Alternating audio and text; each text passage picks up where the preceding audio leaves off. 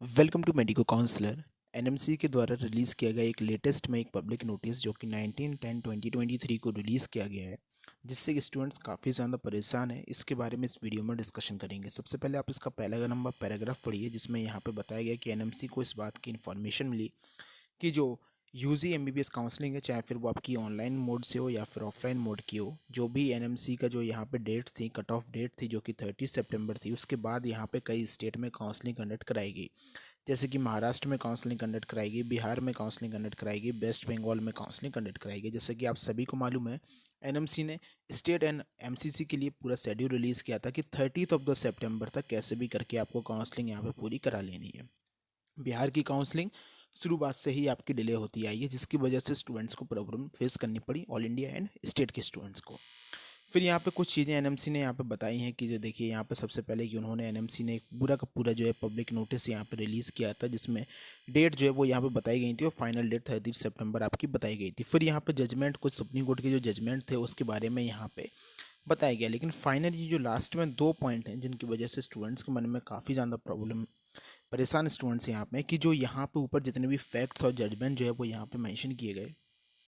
फिर यहाँ पे दो चीज़ें मेंशन की गई हैं कि देखिए, सबसे पहले आप इस चीज़ को देखिए कि ऊपर के जितने भी जजमेंट एंड फैक्ट्स हैं, उन सभी में जो एनएमसी का जो एक फिक्स्ड शेड्यूल है काउंसलिंग का, तो नीट 2023 के जो काउंसलिंग है उसी के शेड्यूल के अकॉर्डिंगली यहाँ पे होनी चाहिए। फाइनली फिर यहाँ पे एक पॉइंट यहाँ पे आता है जिसके बारे में काफ़ी ज़्यादा यहाँ पर चर्चा हो रही है कि अगर कोई भी काउंसलिंग अगर इस शेड्यूल के बाद कंडक्ट कराई जाती, फिर वो चाहे सेंट्रल अथॉरिटीज़ हो, स्टेट अथॉरिटीज़ हों या फिर मेडिकल कॉलेज के द्वारा कराई जाती हैं, तो वो सारी की सारी इनवैलिड आपकी ट्रीट की जाएंगी।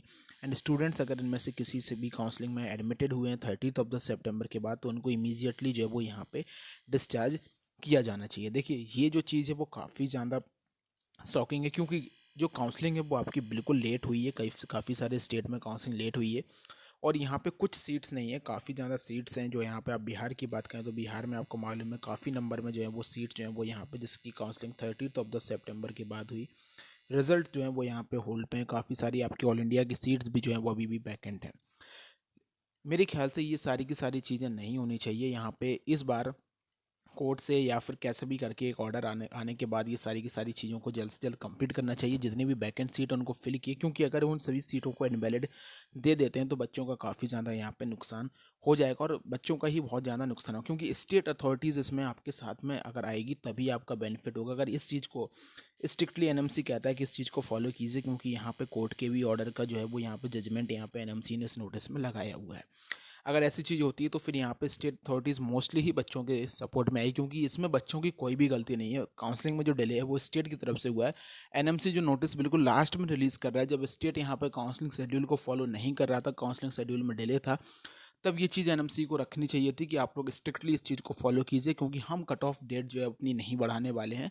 ये चीज़ तब होनी चाहिए थी। फिलहाल यहाँ पे जैसे ऑल इंडिया कोटा में सीट्स वैकेंट रही हैं और उन सीट का स्पेशल स्टेट वैकेंसी राउंड का कोई भी अपडेट नहीं हो। अगर ये चीज़ यहाँ पर रहती है तो इसका क्लियरली इंडिकेशन ये है कि स्पेशल स्टेट वैकेंसी राउंड नहीं होगा। लेकिन मेरे ख्याल से ये सारी की सारी चीज़ें इस बार कंडक्ट करानी चाहिए, परमिशन होनी चाहिए। उसके बाद नेक्स्ट ईयर से आप इसको एक अच्छे तरीके से कंडक्ट कराएं। जो भी अपडेट आएंगे हम आपको बताते रहेंगे। थैंक